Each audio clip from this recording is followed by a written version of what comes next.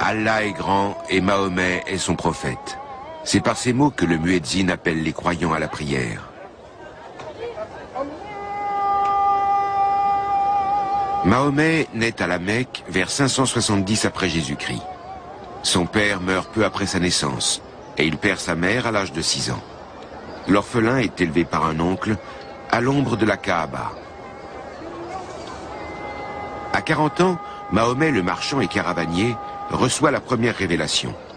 Guidé par la parole divine, il devient le prophète d'une religion nouvelle. Mahomet s'attaque alors au polythéisme païen des habitants de la Mecque. Il débarrasse la Kaaba des idoles vénérées en son sein. Cette purification de la Kaaba est aujourd'hui encore commémorée rituellement 2 fois par an par la Maison royale d'Arabie Saoudite. En 1932, les rois saoudiens ont conquis, à l'issue de plusieurs guerres, l'ensemble de la péninsule arabique. La Mecque et Médine appartiennent désormais elles aussi à leur royaume. Sur ces images d'archives des années 30, des pèlerins perpétuent leurs cérémonies religieuses à la Mecque et dans ses environs. Un témoignage intemporel. Reflet de scène sans doute quasi identique du vivant du prophète Mahomet.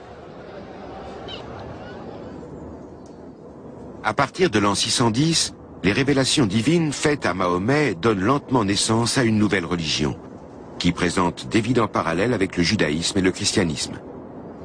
Mais les habitants de la Mecque rejettent l'islam de Mahomet et le prophète se réfugie à Médine.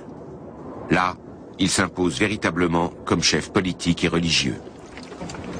Après de nombreuses batailles contre les habitants de la Mecque, c'est en combattant victorieux qu'il rentre dans la ville en 630.